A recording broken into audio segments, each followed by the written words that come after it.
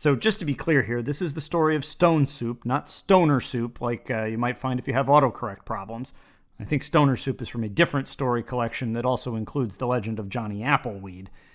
But what we've got here is the tale of some enterprising swindlers who manage to convince a town to give them all the ingredients for soup while all they do is kick in a dang rock.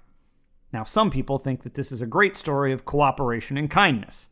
At least that was the moral in the little Disney book Button Soup I had as a kid, where Daisy Duck hoodwinks Uncle Scrooge into being generous. And actually, I misread that as Daisy Duke the first time I recorded this. That would be a different story.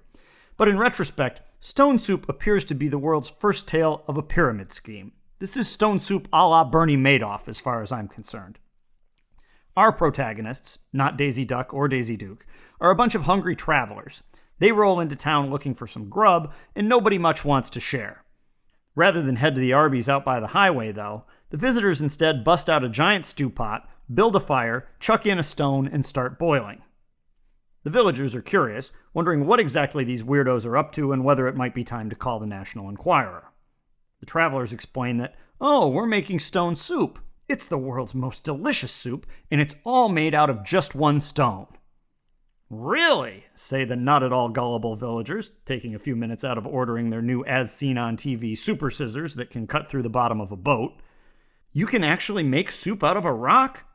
Before the travelers can even respond, "You can take it for granted," that one's in honor of Professor Borello in the geology department, the locals demand the recipe and ask to get in on the cooking.